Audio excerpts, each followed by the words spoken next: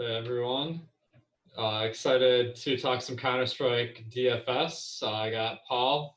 You might know him better by his handle, Bathrobe DFS. So, Howdy. do you usually go by Paul or Bathrobe? Bathrobe, but it doesn't really matter. All I know, right.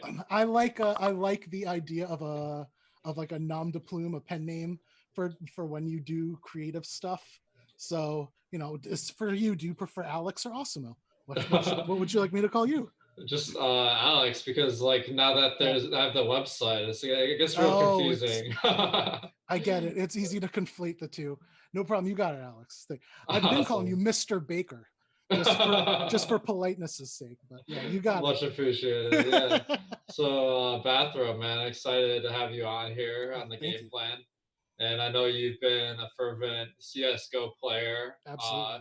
in the past month since it was created. Oh But yeah. before that, I know like you've been talking a lot of NBA and MLB, going on Reddit and Oh posting a yeah. lot of analysis. And you also got your website, Roto Not Life. So why don't you tell the people kind of what you do in the DFS field here? Oh sure. So I guess just a quick thing about me. I went to Cornell for journalism, so I have a background in writing. I was a multiple time national champion in speech and debate. And my job on the speech and debate team was research. So I've always like really, really loved like I would get on LexisNexis and spend like 20 straight hours trying to find like the perfect article. So getting down and dirty and just spending hours looking up numbers and different things is something I love. So um, when I was actually it's a really funny story. I'll keep it brief. I was watching a show called The Beast, or what is it called? The Chase on the Game Show Network.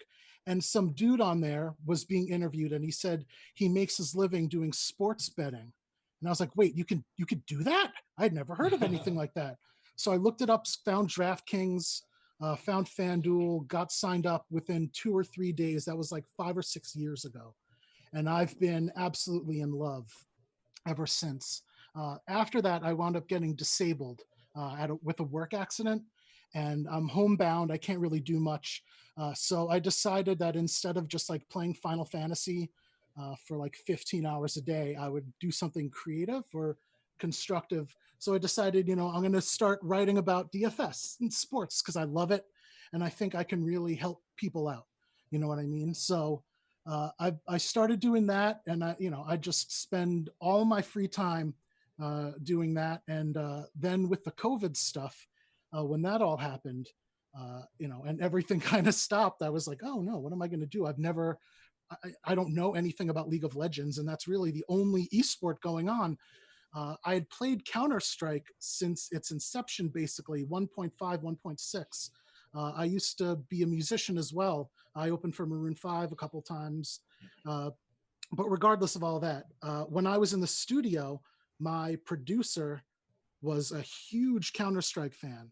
So we used to go in the morning at like 9 o'clock, record till like 1, and then like 1 to 5 was Counter Strike time. And then we used to record for another few hours and then like go home and go to bed. But every day we would play Counter Strike. So it's something I've loved for, God, that would have been like 2004. So like 16, 15, 16 years. So when they started doing that on DraftKings, I was incredibly excited to say the least. Then they did it on FanDuel, and we'll talk about this later. FanDuel got it right in a lot of ways, so I'm really excited about that. But just having Counter Strike out there at all is just I'm so happy. I really am. I love it a lot, and I'm really excited to be able to not only do DFS analysis, but talk about Counter Strike and some of these dudes that I've been watching, like Olaf Meister for 10 plus years, Nico for 10 plus years, dominating people, still relevant, still being able to be talked about on the same team, which, if you don't know Counter Strike, it's crazy. That phase team with Cold Zera, it's amazing. But anyway, I digress. So that's a little bit about me, my history, my love of DFS and Counter Strike. And thank you, really, thank you for letting me do this. I'm really, really excited to be doing something with someone else for once. And not only that, but to be doing something with your website, which, I will say to anyone and everyone is the best paid website out there.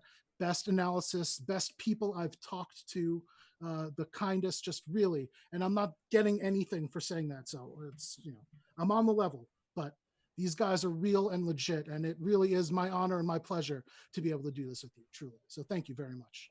Yeah, bathrobe takes a lot, man. You hit on so many different concepts, but one that I think really resonates with people right now is that the idea of DFS kind of being a way to like find some sense of meaning in a time when there's not a lot going on, Yeah. and now that a lot of people are on furlough and a lot of businesses are closed temporarily, a Mm-hmm. lot of people may be turning to DFS that hadn't had the time before, and Counter Strike DFS is the game that we've all been enjoying for the past few weeks here. Oh, yeah, And absolutely. boy, has it been a crazy few weeks? Like the scoring has changed. Like DraftKings and FanDuel were totally different. Yeah. Yeah. But yeah, so let's start off with a little bit of Counter Strike strategy because, Sure. Sure. uh, Absolutely. yeah. So I feel like DraftKings and FanDuel have a much different strategy, and I like to compare it Mm-hmm. to the DFS games that people are more familiar with, like MLB, NBA, etc. Sure. So let's just start off with like your general strategy for Counter Strike. Like, how do you approach building your lineup? Well, What kind of information do you use? so I think, like you said, it really is drastically different now between the two sites. Now that DraftKings got rid of the game adjustments and added the flat per round bonus, uh, and they're not penalizing anymore for overtimes. Uh, the strategy I think for DraftKings, well, from what I've seen, let me take a step back. From what I've seen since they've changed it, the winning players, and by that I mean the players that have a chance of getting, about 100 DKP in the best of three series, they're either going to be the one or two people on a team that has a really close match, or they're going to be someone that went like 30-4 on one map, or and carried that over for a second map, and then the team swept. And there's very little room for error there. If you have a dude that went, +6, +10, 76 and 66 over the course of three maps, unless he wound up getting like all of the first kills or having, a couple of 1v4, 1v5 clutches, he's really not going to give you the points to win. He might let you cash, but you can't really count on that guy to win the tournament. So I think for DraftKings, what I've been doing is trying to find the best players on close matchups or the superstars if they're going to be on a blowout. So, for example, we were talking about this before, if someone like Nico was playing like Heretics, then I would be a huge fan of taking someone like Nico. Although, again, with that team being so well split up in terms of talent, it's hard to say it. And that's a kind of the problem here with Astralis too. Just looking at tomorrow for a quick example, Heretics is a team that I don't think has a chance against them. But who can you take from Astralis? Like even Glaive against them has the chance of having a really great match. Device does well, Dupree always does well, Magix always does well, Zipix always does well. So it's easy to take a chance on one or two of those guys, and I will in building my lineups, but it's not necessarily as sure a thing as I would like. Or I'll try to look at a match that I think is going to be like really, really close. So, for example, NIP versus Complexity tomorrow. I think that that's going to go 3 games. I think it's going to be really close, all three. It might get some overtimes in there, and I think that there's someone Blame F on. I believe he's on Complexity, if I have that written down correctly. Blame F is very underpriced. He's projected to do the best raw score for me on DraftKings and FanDuel, as well as get the best value. So I'm going to try to find people like that who I think are going to excel in really close games. On the other side, Plopsky, so whereas before the adjustment, I would have had a lot harder time taking players from opposing teams en masse. Now I really don't care. If I have two people from NIP and a guy or two from complexity, I'm really not going to sweat it because I've already seen two lineups win tournaments with 2-2 from opposing teams, which to me is absolutely insane. So for DraftKings, you really have to ignore value in a lot of ways and just try to get highest raw score or highest upside. FanDuel, on the other side, I think is a much better system. I like it a lot better. And I don't mind the change that they made, taking away diffusals and plants from the team score, because that's just generally like a rough percentage anyway. I had it, I did the research. It's like 53% of all rounds are plants and 36% of all those are diffused. And it's almost the same across all teams, regardless of level. So getting rid of something like that is just, it helps to shore up the difference in a winning team versus a losing team, which obviously is going to be the most important thing, since rounds won and rounds lost is going to be the biggest factor. But there, I would love to take like an Astralis, because I do think they're going to get the sweep. And I do think that they're going to be a much better team than Heretics. The one problem I have there with FanDuel is they don't adjust anything, correct? Unless they've changed it. So if Astralis wins like 16-2, 16-2, that's a lot of rounds you're missing out on. Yeah. That's a lot. That's a lot of rounds. I saw a video that you did that talked about this earlier, and I have my own number. I'm not exactly sure what you said it was, but if you look at every player across every team that I've logged, and that is basically every team that's played and every player that's played on every team so far that's been on DraftKings or FanDuel, they average 0.544 DraftKings points per round. So not having that translate to FanDuel and getting 0 for all those rounds, or just getting 0.5 for that if you're on a winning team, when you're going to get way more than 0.54 on average, that's just the average of winning and losing. It's going to be a lot harder to take players on Astralis. So I think with FanDuel, I really do like to look at those value plays, because I think the scoring and the way they do it, the lack of bonuses, but the addition of headshots does really help. Because if you're looking at a straight kill death assist system, you're going to have some advantage go to people that play op. If you don't know Counter-Strike, an op is basically the most powerful weapon. It's basically a one-shot kill, and basically, generally, the best player on the team uses it and nobody else. So you're going to see less assists, but generally an increase in kills, because they not only get to stay back when they play, but they get to mop up people that the other players go forward and try to pick off.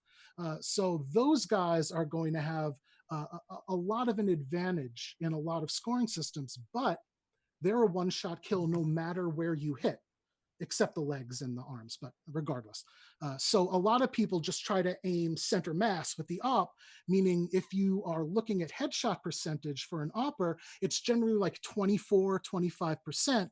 Meanwhile, someone that uses like an AK primarily or an M4 is going to have a headshot percentage, 50 to 64% generally. So getting those bonuses helps to kind of shore that up as well, so that you can play someone like a Magisk, on Astralis, generally speaking, because even though he does play back, he gets a lot of headshots and he does wind up getting a lot of kills and assists, even though Device is going to have a huge advantage on that team, because he is such a dominant opper. So I think that's going to be the main difference. On DraftKings, I completely ignore value, because the way the scoring works and the way the pricing is on DraftKings, value does not equate ceiling. Value does not equate to success in terms of the tournament, in terms of the results, in terms of building the lineup. On FanDuel, I think it really does. So that's kind of the biggest difference there. Yeah, so let's break it down. You talked about so many different concepts, and I think it will help everyone Sorry. to to kind of analyze a few different ones in particular. And I just released an article today, kind of like outlining my general strategy in Counter Strike. So make sure to check it out on Awesemo.com. So let's talk about the stacking because I feel like Sure. on FanDuel, I think stacking is your team is really, really important because, Yes. like you mentioned, they don't have much of a bonus for unplayed game, which they give you Hmm. 15 points. Is far less than a player would score in a game. So, Oh yeah. like, if you don't get that third game, your lineup is going to be bad. If you get a third game, then everyone in that game is going to outscore those people in 2-0 games. So Exactly. yeah, so I'm really trying to stack up players and maximize my chances of having those 2-1 games. Like even though the game's closer, there's going I to be a lot agree. more fantasy scoring. I agree. I think, and this is a little bit tangential. I would like to see, uh, if you look, one of the most crucial statistics in Counter Strike, it's damage per round. There are players whose job it is to go in first, and weaken everybody up, try to get the kills they can. But if they die, that's fine. The idea is they give the information to everyone where people are going. They get people weak, and they do a very specific job, much like the support player in League of Legends, has a lot less scoring. There are players in Counter-Strike in that position who are going to get a lot less scoring, but their damage per round isn't that bad. So what I would really like to see is them add like a damage per round to both of these sites, like they would do to creeps, like at a 0.04 damage per round, which would balance things even more, I think, and help really even those things out. But barring that, I think, 100%. I agree, 100%. Yeah, that's an interesting idea. Like adding some new scoring categories. Like Yeah. I know the sites have been they've been having trouble like grading the games and paying out. So it's like they're trying to simplify it. And I think doing stuff Yeah. like kills per round, deaths per round, damage per round that's like the metrics people use in Counter Strike. It's Mhm. not like points per game or whatever. So, like Yeah. Exactly. basketball. So Exactly. um I think that's a good idea. Okay, so on DraftKings, my strategy is I think stacking is still somewhat important because, as you mentioned, like there are certain game scripts that are much better for fantasy than others. Hmm. However, like you lack a little bit of upside. Like you mentioned, in like a close game, there might be one or two guys that has a really high score, and if you stack that game up, you're limiting the upside of your lineup. So I'm kind of on the side that it's like if like you're choosing between two players and one's on the same team as another one in your lineup and the other is not, like you should go for the one that's on the same team. It's like a Hmm. slight bonus, but it's not going to completely like dictate how I build my lineup. Like, is how have you been doing it? Like, do you set That's like a stacking that's strategy? very interesting. I before they changed the adjustment, that's what I would do. Where if I was really having a hard time deciding between two players, I would err on the side of stacking. Now, just seeing the way Counter Strike works, there are times when, like, take Zai Wu. Zai Wu is one of the best players in the world. It does not really matter how well his team does. Like, they could get absolutely blown out. Zai Wu is going to get his points. He almost always has a positive score. It's pretty incredible to see. Um, I don't know what you use to do your statistics. HLTV is one of the ones that's really good for Counter Strike statistics, and they have a rating 2.0, they call it. I made my own version of that. Basically, that ranks all the players against one another. And Zaiwu is one of the highest ranking players that I have. He gets a 1.11. Take Flusha on the other side of that game, he has a 1.09. Meanwhile, like Golden has a 0.9. Zai Wu. So if it's am I going to take like Brolin or Zai Wu, and I already have Flusha? I'm probably going to take Zai Wu. You know what I mean? Before that, I wouldn't, but I have more faith in the individual now than the team carrying players. than I did before. I was fine letting a game adjustment where someone was, if the best player on your team was like 24-8 in one match and you were 16-10, that's not great. That's not bad. With a game adjustment, you're doing really well. Especially against the field, maybe not against other players on your team, but against the field, certainly. With the 0.5, you're really not. Meanwhile, the guy on the other team could have gone 22-13 with more first kills and, a 1 4K because he's just a better player. And I think I'm going to give the edge to that guy. So I think it's very interesting. Before they changed it, I would have been with you 100%, where I'm leaning on the stack. Now I'm trying to find the best players overall. And while I've been incredibly experimental over the last few days, I'm just like max entering dime times, trying different ways of building lineups until I really find something that hits. The most success I've found is really completely ignoring stacking on DK. As crazy it is, I mean, you are stacking in a way, right? Because there are some games you don't really want to look at, some games you really do. There are some teams that are better than others, some teams that go to overtime 15%, and teams that go to overtime 3%. There are definitely teams and matches you're going to want to focus on, but that's as far as I get. You know what I mean? I'm not really going like, oh, I'm gonna play JT over ZywOo because I really like Fnatic and they're gonna win 2-1, because I really do think Fnatic's gonna win 2-1, but I'd still rather have Flusha and ZywOo there than Flusha and pretty much anyone else on Fnatic. But that's that's one of the things I've been having a lot of trouble with, and I might not be right. Granted, I cannot say that. I'm still doing my testing, as I'm sure you are, with the new system. And to be honest, I don't know if there's necessarily a right answer. And let me explain what I mean by that. Let's look at yesterday's CIS, the early slate, right?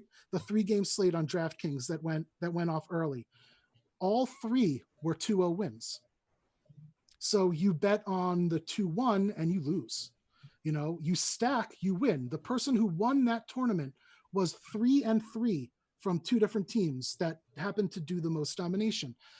So there is going to be room for that if the teams win in a specific way.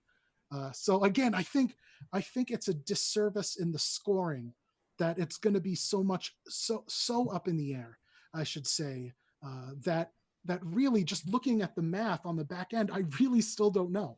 I don't know. I think you mentioned an important point, which is the slate size. So like in a 3-game slate, like if 3 games go 2-0, like those players on the 0-2 teams are probably going to be pretty bad for fantasy. Useless. Yeah. Yeah. So like on a 2 or 3 game slate, it's like I'm going to stack my lineup a lot harder because like one thing that I'm trying to avoid is negative correlations in my team, where it's like in the Counter-Strike, a winning team or like a winning round, a team will score about 7 points. The losing team will lose a couple points. And it's like that means every time like one team scores, it's at the expense of the other. So exactly, I agree.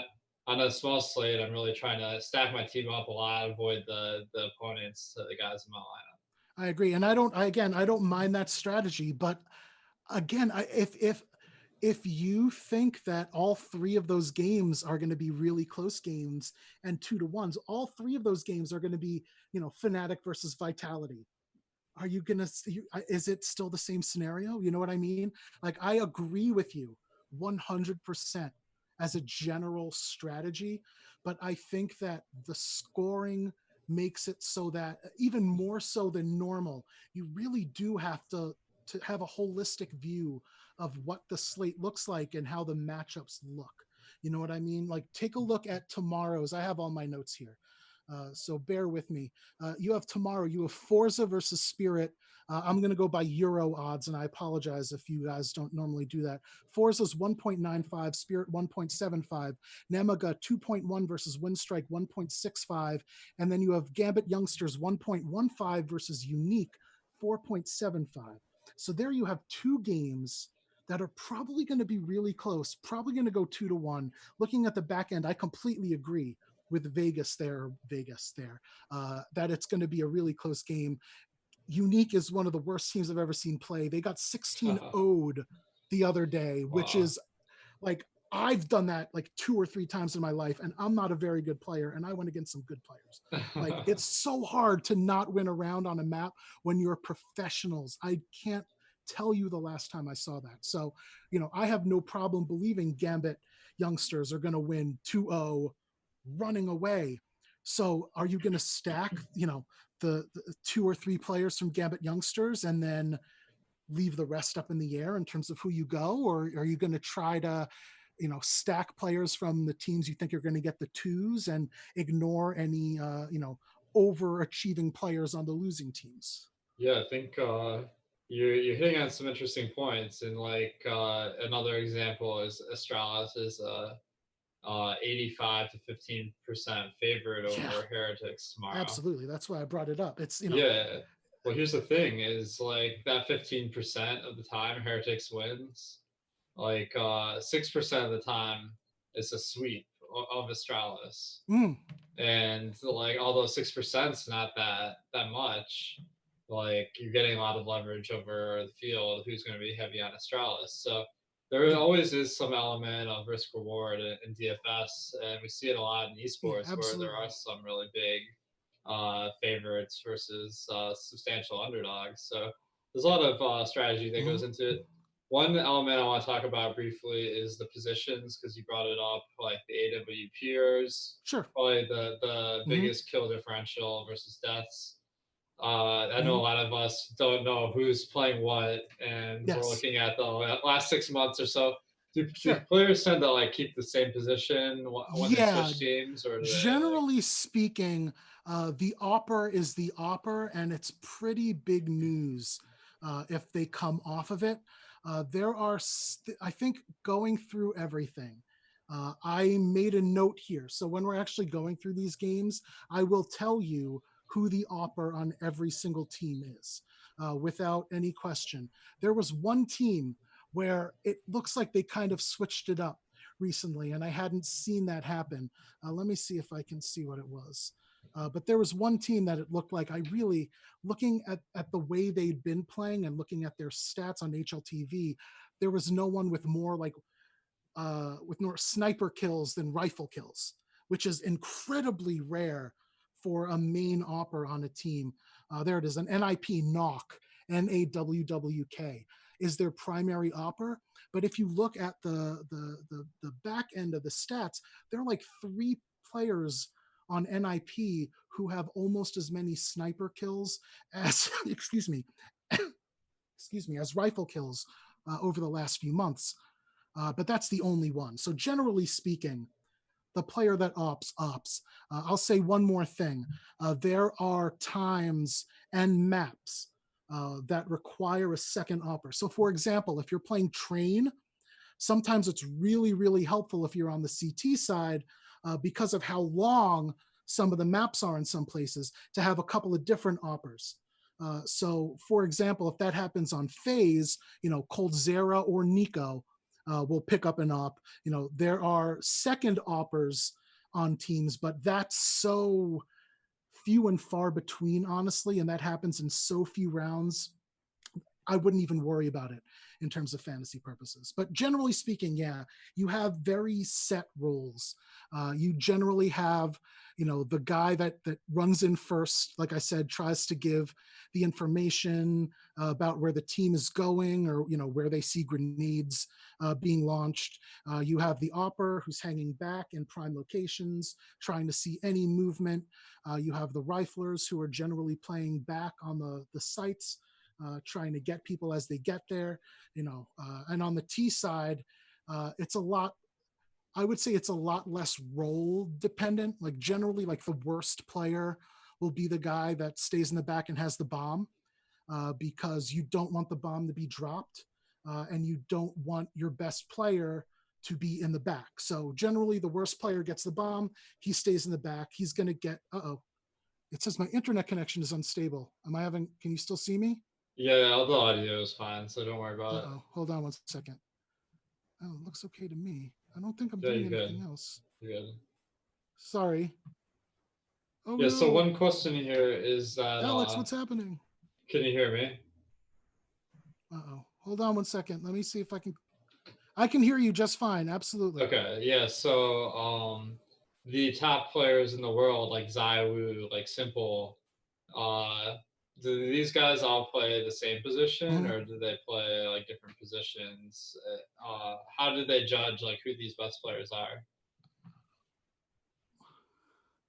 So generally speaking, you're going to see the best player op, but it's not necessarily going to be that way 100% of the time.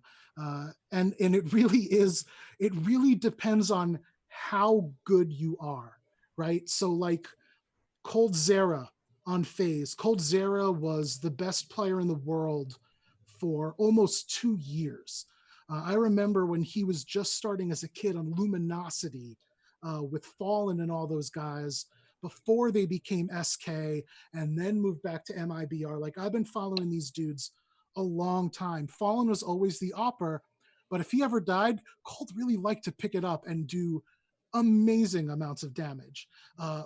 But he's so good with the AK, so good with the rifles that it's kind of a waste to give him the op. So generally speaking, there's like I would say like most players are in this tier and they're general riflers, right? Then you have players in this tier, those would be the oppers. Then you have like the 1%. Those guys do whatever the hell they want. And So I mean that. If Nico were to say like I'm opping for now on, then he would be opping for now. That's that's awesome. it's basically the way, like if you're that good and you think you can serve your team better being the opper, Nico's been one of the best players in the world since I started playing, and that's not an exaggeration. Same with Olaf Meister. Like those dudes have been around forever, completely dominating. And here's little bathrobe. What's up, little bathroom? He says hi, buddy. I said you gotta go watch your videos, okay? I love you, buddy. Thank you for being such a good boy. I can't hear you. Were being very quiet, but I can't. Okay, he's gonna sit here and watch. Don't make any noise, buddy. Yeah, um so these number one guys yeah, like Zaiwu, Nico, yeah. are those the guys you try to look for at the captain, or do you try to get more contrarian with that 1.5x spot? Ooh, that's a very good question. So I found the most success really focusing on those high upside, just straight up best plays. Much more so with the game adjustment. When Nico could have when Nico could have, I remember the one time I had Nico as captain and he had a game adjustment of like 110 in one match. He's a ham and I apologize. Nico had like a GLA of like 110 in one game. He was just absolutely dominant. And now obviously you're not going to really get that level. But at the same time, there are very few players who have the ability to get 30 kills in one game. And that's what you want. A guy who gets 30 kills in a game is going to have, probably a 4K, maybe a 5K. He's probably going to have a 1v2 or two, a 1v3. He'll have a few first kills. The players who have that ability are the ones who can really break a slate. And they're with so few having that talent. I think it really does serve you well, especially with the way the pricing is. Like if Nico were like a $20,000 captain, like you would see, some of the best basketball, or James Harden as a captain is not going to be 14.5, right? That's ludicrous.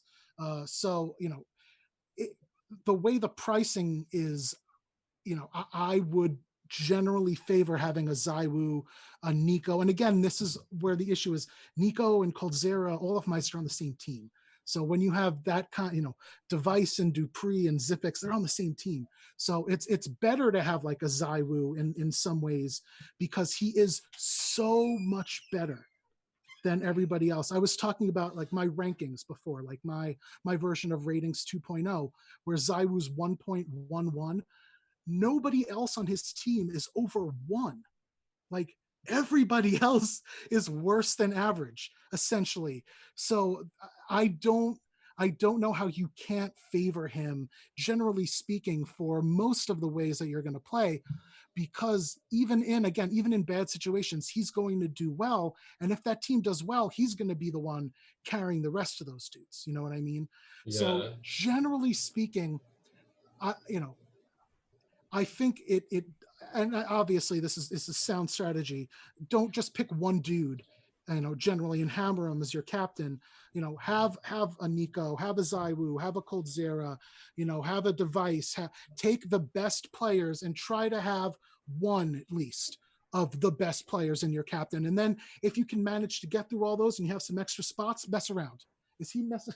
I'm sorry. I'm sorry. Polly, can you please go in the other room so you can get double dessert later? Do you want the candy egg? Nice. Yeah, you want the double dessert. Come on, stop hamming it up. You promised. Let me finish.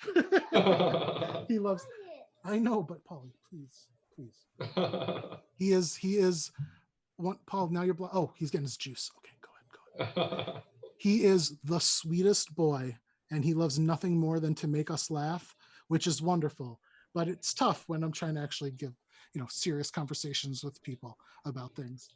Oh, there he goes. Okay, there we go. But yeah, so to finish your question, I think that, the odds.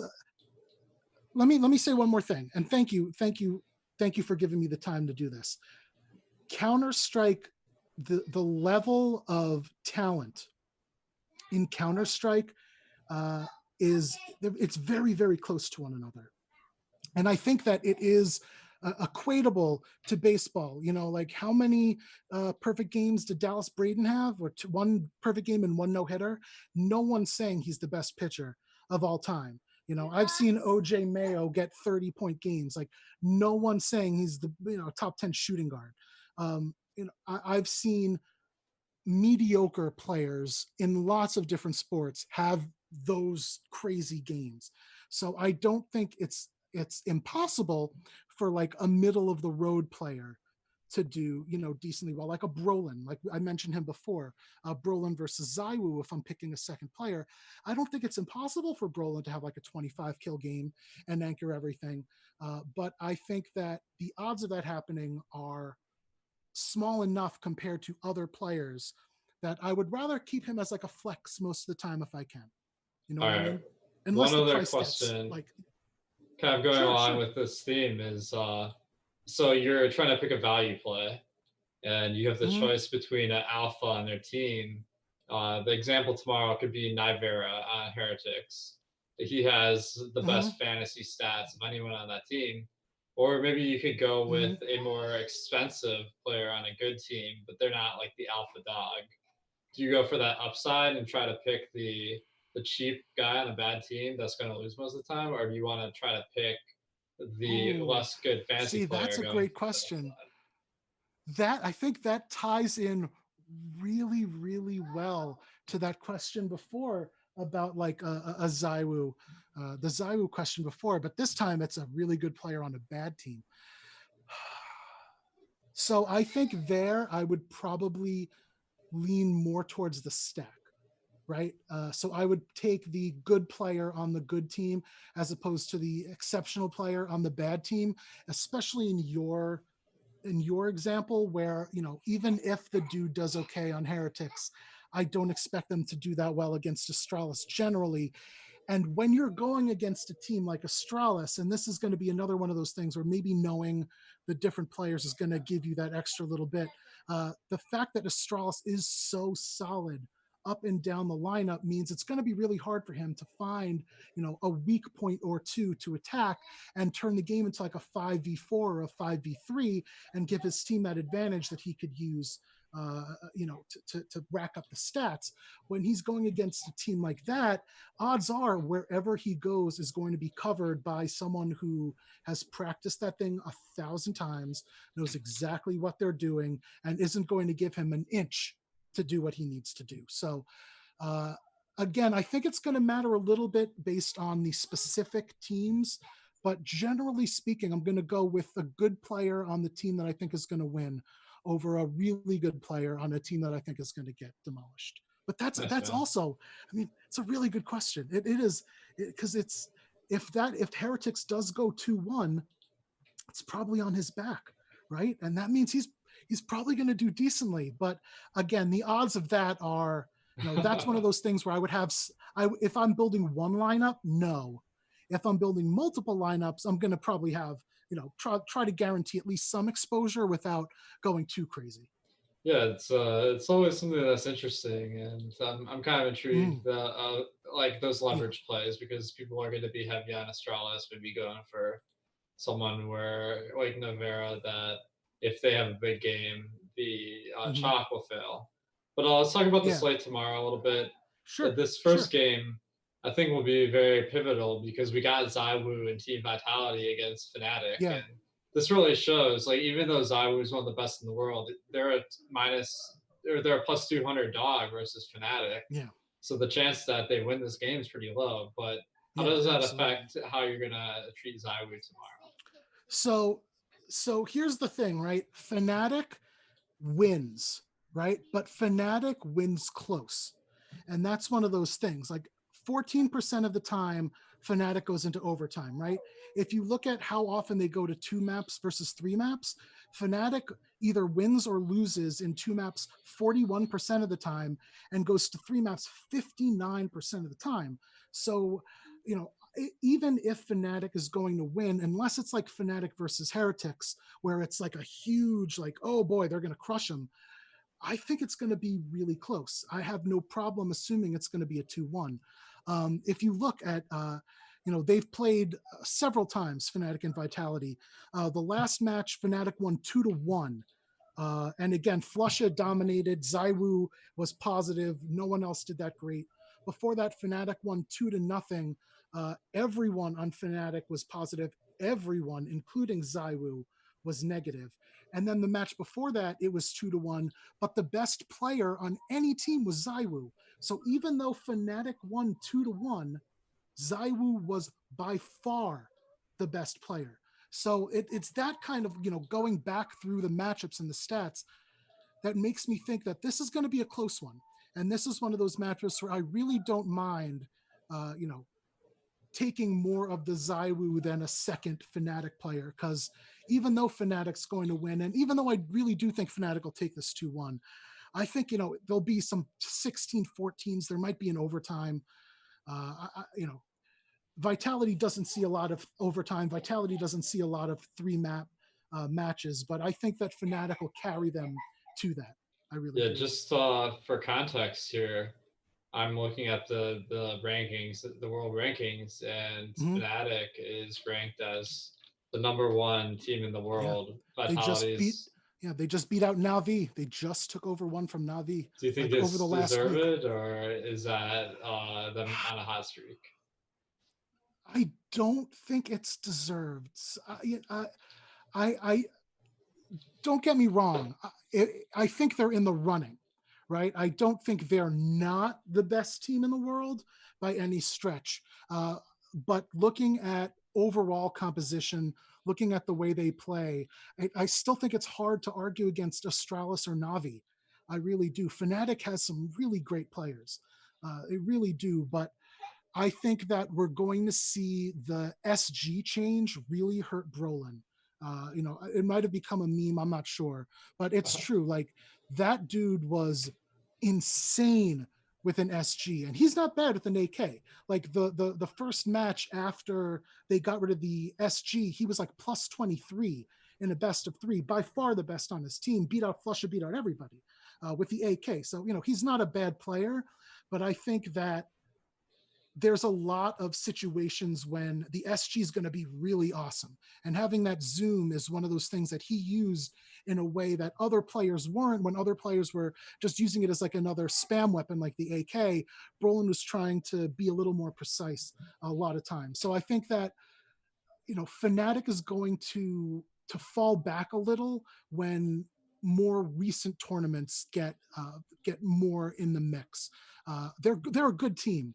I'm more surprised that Vitality is 9. To be honest, I mean, ZywOo's good, but that's like, Mike Trout alone carrying the Angels Bugs Bunny like to, the World Series. That's surprising to me. Vitality, like I said before, ZywOo's the only player that I have as better than average from a DK points perspective per game. So that to me is a little bit of a surprise. Still, again, though, I think that recent form has shown ZywOo will be able to do well enough. Fnatic has enough weak pieces like Golden that, unlike Astralis, they'll be able to exploit in certain rounds to make it like a 5v3, 5v4. And I really do think it's going to be a close match. So this is one of those, yeah.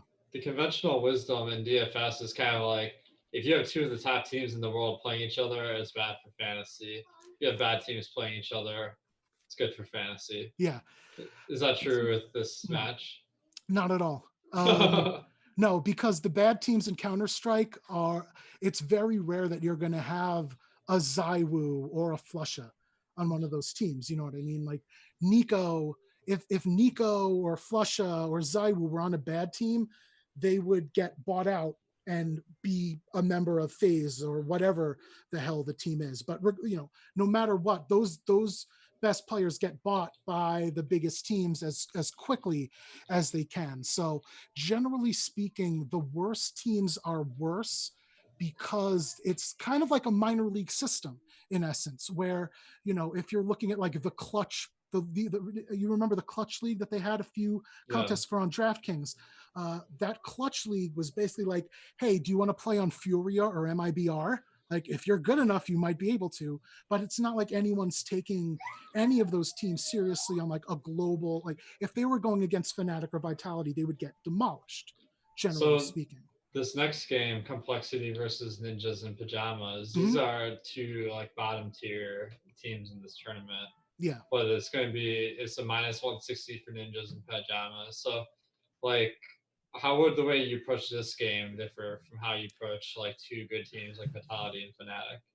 So I think that when we're talking about bad teams, I don't know if I'm prepared to say that either of these are really bad. Like, I know Complexity's 26th, but I think they're better than other teams ranked ahead of them, because I'm not a big fan of the way the rankings account for like strength of schedule, for example.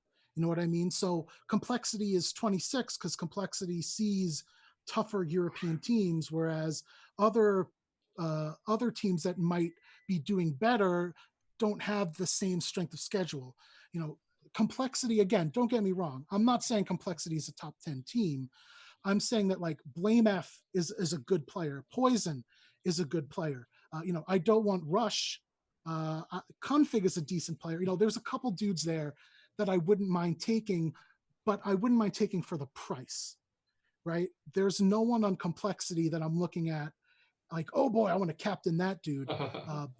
I have BlameF, and this is very, very rare. I have BlameF as one of the best values and the highest scoring player on his team. So I really do like BlameF a lot today, and I'll probably be over the field, whatever that field is. But this isn't one of those games where, even though I think it'll be relatively close, I don't think that it's going to be really good for fantasy. So I know I said before that I disagreed with the idea that bad team. Well, I guess it kind of does back it up. Bad teams don't do as good as good teams. I'm going to double down on that. I think NIP is decent, right? I think the problem that you're going to see, Paulie, please go in the doggy room. I think the problem that we see with NIP, and this is the reason that I think they're one of the worst teams, is the op situation that I was saying before, where there's no like real good opera on that team. If you look at their opera, Knock, NAWWK, he's also the lowest ranked player on that team. He gets a 0.90. Whereas Plopsky, who I would love to play, has a 1.06. But again, that's not, compared to like Blame F is a 1.12, Device is like a 1.10, 1.06 is like, that's all right. So, I think that the good players on these teams are a lot better than the bad players on these teams, right? Like Plopsky is way better than almost anybody on this team. I would say Blame F uh, at his best. I think Config can keep up with him, but Blame F can be really, really dominant. I can't say that about Poison, and that's their opper. So I think that you'll see, to tie into what we were talking before, if you can't say, oh man, that opera can go off for 30,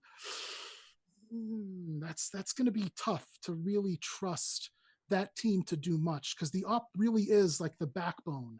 They're the ones that keep everything safe, that keep you in it a lot of times. So when you have two teams like this where the oppers are towards the bottom of how well they are in terms of the whole team composition, I try to stay away from that a little more. So I think, I'll have some Plopsky, I'll have some Blame F, but other than that, and that's on DraftKings.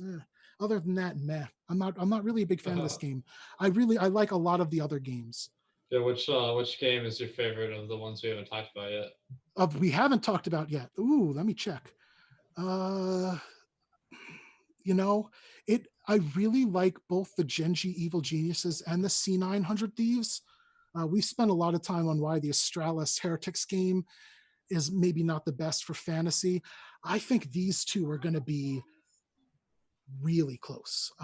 If I think my strategy for this slate tomorrow is going to be going really heavy on Fnatic Vitality, Genji Evil Geniuses, and C900 Thieves, because I think that those three games are going to get you the most rounds and the most production overall, because man, there are some good players, and this is going to be a good matchup, or all three of them, I should say, are going to be really, really strong matchups, I would say. Yeah, no, these are some of the better teams in the world playing on the slate tomorrow, so it should be a good one. It's beautiful. Yeah, so which players are you looking for your captain spot to start off your lineup? Sure. So I think, if you're looking at overall, on DK, it's different on DK than like the star position on FanDuel, again, because it's the way the scoring is done. It's so much different. So I actually have this. I actually did all my research and got this down because it is such a difference. I think my favorite play on DK might be JKAEM, JKAEM on 100 Thieves. I love that dude. That dude is one of those guys that really does have 30 kill talent, but he's not priced like it, right? And most of the dudes that have that kind of skill are like 9,000 at this point. And I have JKAEM ranked as highly as Floppy. He has a higher score than Device. He's 1.11, Device is 1.10. So like individually, the dude dominates. His price is incredibly low. I have him getting 90.5 FanDuel points and 80 DraftKings points tomorrow. And that's on like a middle of the road price. So I wouldn't mind trying to get him in because of the pricing at captain. But generally speaking, I think the safest plays are going to be like the really big names that we talked about. Like Floppy is going to be a really, really great choice. I think Breezy on Evil Geniuses is one of, if not the safest choice today, just in terms of his general production and in terms of the matchup. Like I really, really do like Breezy. I like Flusha a lot, but I think Zywoo, to go back to Zywoo, I think Zywoo is going to be a really sneaky one. I think that what we're seeing, and this is going to be another bit of a tangent, so I apologize. I think if you have been paying attention, and I'm sure you have specifically, but the viewers out there, if you've been paying attention to the way ownership has gone on any of these esports, it's like people are looking at the Vegas odds and then just going to the winning teams. So if you find people on an underdog, or you find an underdog that has a chance of winning or keeping it close, you're going to be able to have a stark advantage over the field. So I think that having Zaiwu as a captain when he's projected to be on a losing team, ooh. I mean, imagine if what happened 3 matches ago. 3 matches ago, Zaiwu went 82 and 60. Like I said, Fnatic won 2-1. Zaiwu went 82 and 60. The best player on FNC was Crims, who went 68 and 60. So again, Dang. 82 and 60 versus 68 and 60. And again, the 60 and 60 guy is the team that won. So, I love doing something like that, having Zaiwu as one of my favorite captains. On FanDuel, I don't think you really need to be as crazy. Like, I'm really fine with like running a Breezy out there, Ethan even from his team. I really do like Ethan a lot. He's one of the best players. And I think he's severely underrated. I do not think his ownership has been nearly as high. I think because his price is lower than like Breezy and Cirque, people aren't on Ethan as much. But Cirque is the opper, and Ethan is really dominant as one of those back riflers that I was talking about earlier. So I love Ethan on both DraftKings and FanDuel, but really Plopsky, Breezy. I wouldn't mind, Floppy again. I don't mind Flusha again. I don't mind Zaiwu again. But again, I don't think you need to get as clever on FanDuel. I like stacking winners more on FanDuel, like we talked about earlier. Zaiwu as a captain, to me, is more of like a DK play given the new system. Nice, man. Well, thanks for all the tips and the strategy, and we Oh, even got thank some you. picks in here. So Absolutely. Absolutely. yeah, Thank you. Bathrobe has been great, kind of going through Counter Strike Go general strategy and talking I about the love it. slate. Thank you. Uh, Anytime, literally anytime. I literally do nothing else. So you just send me a message and I'm here with my computer set up for you. All right. so make sure to follow Bathrobe DFS on Twitter, and of course Reddit DFS Sports. You're posting it there. Yes, you got And it. You got it. any final thoughts for our viewers here? The only final thought is that I want to stress again how wonderful the people are at Awesemo. I'm not saying that. I feel very strongly about you know about working with good people. I don't do this for any other reason than the love of doing it. So I want to surround myself with people who love doing it and good people who care, like who legitimately care about you and making sure you have the best information and the best product you can get. And I don't know anyone who does it better than Awesemo. So while, I'd love to promote myself, while, the disability is tough and I got my own stuff, if you're paying for one place, Awesemo's a place. It really is. It really is. Thanks, man. I appreciate the shout out, and of course, Absolutely. we all respect your love of the game and Oh, the content you're putting out there on a thank regular you. Thank you. basis. And a lot of it I know is free, Oh, yeah. if not all of it. Yeah. So Right now at roto.life, I'm doing League of Legends projections for everything, every slate that comes out, CSGO projections for pretty much every slate that comes out. I wasn't able to get the ESEA stuff in there on time, and Rocket League projections, I think. nice. And all those are free right now. If you want to tip or donate, I spend like $60 a day on my pain medicine, but it's not, I would never ask explicitly, and it's not a requirement.